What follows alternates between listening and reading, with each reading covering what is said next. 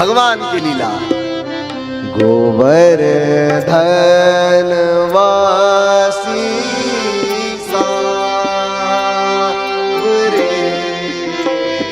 गोवर्धन वासी सांवरे,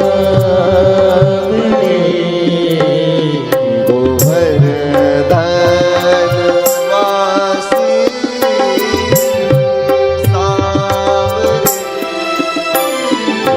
गोवर्धन वासी सांवरे, तुम बिन रयो न जाए रे, तुम बिन रयो न जाए, गोवर्धन वासी सांवरे, गोवर्धन वासी सांवरे, गोवर्धन वासी सांवरे, गोवर्धन वासी सांवरे। ताली सेवा देते हुए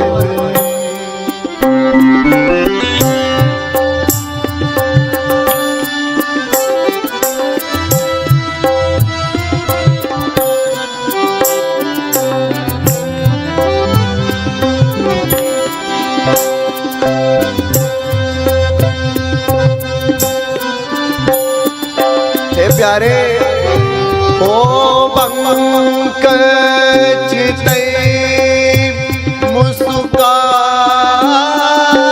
के,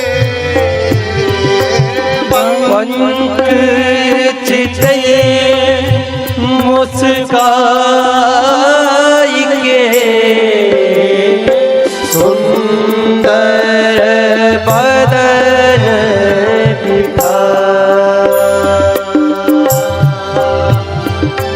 पंकज तै मुस्काई के, बदन दिखाए, हे लोचन तन पे मीन जो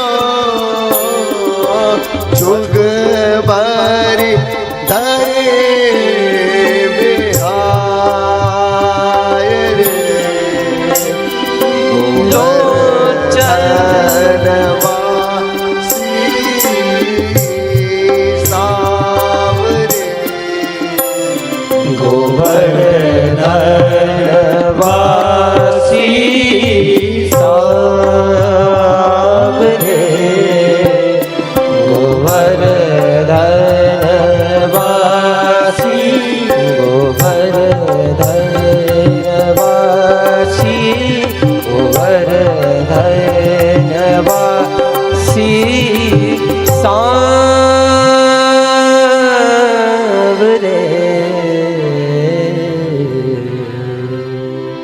हे गोवर्धन वासी, क्या लीला है भगवान की।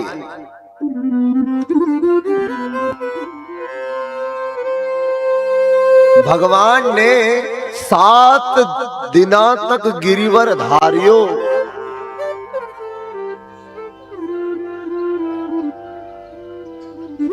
7 दिवस तक गिरिराज का धारण अपने जो कनिष्ठिका अंगुली होती है ना, कनिष्ठिका, उसके नख पर किया। कितने दिन तक किया? 7 दिन तक।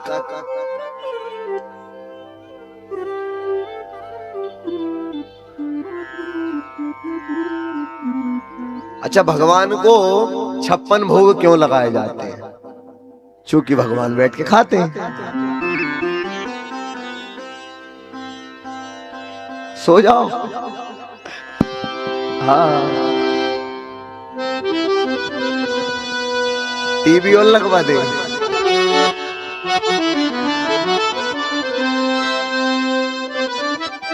चूंकि एक दिवस में यशोदा मैया और ब्रज में ये परंपरा आज भी है कि नित्य भगवान की 8 बार जो है भोग सेवा होती है। मतलब कि भगवान बैठ के दिन भर खाते हैं, शुद्ध बात ये है। भोग सेवा शब्द सुन लो तो ऐसा लगता है कि यह कुछ प्रोफेशनल है, लेकिन शुद्ध बात यह है कि बैठ के 8 बार बस खाते हैं। क्यों? क्योंकि छोटे से बालक है। जो छोटा बालक होता है वो थोड़ा थोड़ा खाता है। अब थोड़ा थोड़ा खाता है तो 8 बार तो खाएगा ही, और जो बड़ा बालक होता है वो एक ही बार में 8 बार खा जाता है। इसलिए उसकी एक ही बार सेवा करके महाराज घर से सीधे शाम को आने को कहा जाता है। बस चर्चा इतनी है। तो 8 गुणे 7 करिए, 7 दिना तक गिरिवर धारियो, तो जवाब आएगा 56। 8 × 7 = 56। तो 56 भोग की सेवा इसलिए की गई क्योंकि भगवान 7 दिन तक कुछ नहीं खाया ठाकुर जी ने, बस केवल और केवल अपने भक्तों की रक्षा के लिए भगवान ने नख पर गिरिवर को धारण कर दिया। भगवान ने इंद्र के यज्ञ को बंद कराने के लिए ये सब नहीं किया था। इंद्र के अभिमान के नाश के लिए पूरा गोवर्धन की यज्ञ की रचना की थी भगवान ने। चूंकि इंद्र को यह अभिमान हो गया था कि मेरे कारण वर्षा होती है, तो भगवान ने कहा कि रे इंद्र, मेरे द्वारा तो तू बनाया गया है इंद्र, और तुम मेरे ही पिताजी से महाराज हर बार यज्ञ में अपने अभिमान के कारण आहुतियां प्राप्त करता है, इस बार नहीं होने दूंगा। और जब भगवान ने दिव्य रक्षा की ना, आहा, तब इंद्र आया और आकर के स्तुति की है किनकी? परब्रह्म परमात्मा की। कैसी स्तुति की है? विशुद्ध सत्वम तव धाम शांतम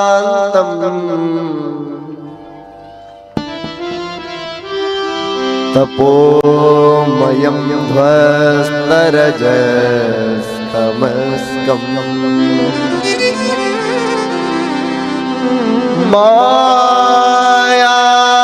मायामयोऽयं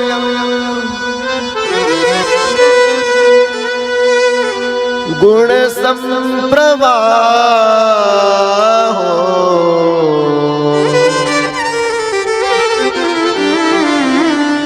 न वेद्यते ते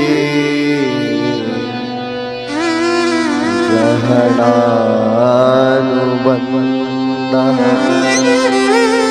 हे विशुद्ध सत्व के धाम, आपको मेरा दंडवत प्रणाम। इंद्र आकर के महाराज साष्टांग दंडवत प्रणाम करके बोला, हे बिहारी जी, मैं आपकी महिमा को नहीं जान पाया, हे भगवान मुझे क्षमा कर दीजिए। भगवान ने कहा, इंद्र मयाते कार्य भगवान मदभंगो तन्न अनुग्रहणता, मैंने जिस कार्य की रचना की तू उसमें विघ्न उत्पन्न करता है। मेरे द्वारा दिए गए शरीर से तुझे शरीर प्राप्त हुआ, मेरे द्वारा दिए गए पद से तुझे इंद्र जैसा पद प्राप्त हुआ, मेरे द्वारा दी गई प्रतिष्ठा से तू प्रतिष्ठा वाला है, मेरे द्वारा दिए गए सम्मान से तेरे पास आज सब कुछ है, और तू मुझसे ही आकर के द्वेष कर बैठा। तूने 7 मेघों को आदेश दिया कि जाके बरसो ब्रज में, तूने मेरी गैया को परेशान किया, मेरी मैया को परेशान किया, मेरे ग्वालों को परेशान किया। इंद्र तेरा अभिमान ठीक नहीं। और मैं आपको बता दूं, कथा के पांडाल में जितने श्रोता बैठे, ध्यान से मेरी बात सुनिएगा, भगवान सब कुछ सहन कर लेते लेकिन कभी भक्त का अभिमान सहन नहीं करते। जिस दिन अभिमान हो जाएगा उस दिन भक्ति छोड़ देना तुरंत, क्योंकि उस दिन से आप भगवान से बहुत दूर हो चुके हो। भगवान का और आपका मार्ग अलग अलग हो चुका है। हाँ, वो बात तो वो है ही भाई, आप क्या छोड़ोगे वो तो अपने आप छूट जाएगी, क्योंकि अभिमान जहां है वहां भक्ति रह ही नहीं सकती, असंभव। इसलिए कैसे बनिए? सहज बनिए। भक्त बनिए। और यदि भक्त बनना है ना तो नवम सरल सब छन धन हीना। नवमी भक्ति श्री रामलला सरकार ने शबरी मैया को उपदेश दिया। नवमी भक्ति क्या है? सरल।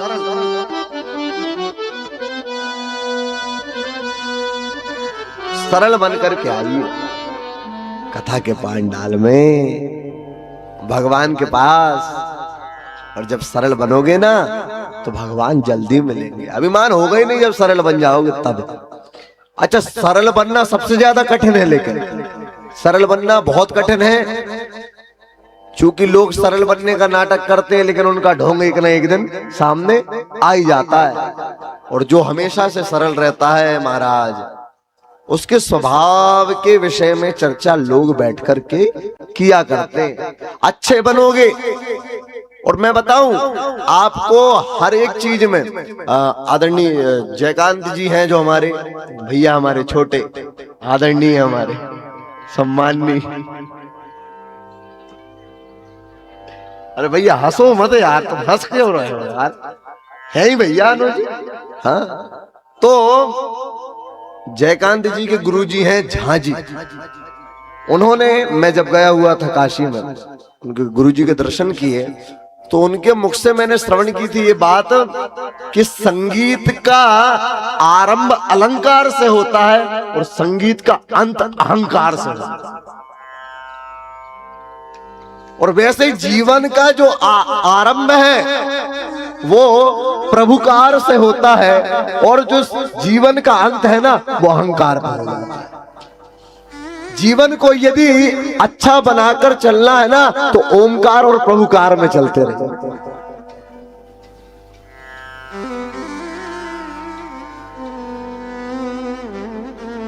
जब जब किसी भी चीज में अहंकार थोड़ा सा भी यदि ऐड हो गया तो वहां से महाराज कहानी बिगड़ जाती, डिस्टर्ब हो जाती। इसलिए सहज बने, निराभिमानी बने, अभिमानी नहीं, निराभिमानी।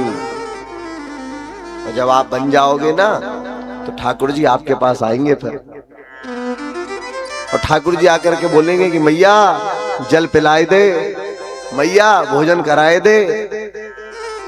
नहीं, अगर आप अभिमानी होगे तो नहीं, नहीं नहीं आएंगे ही नहीं।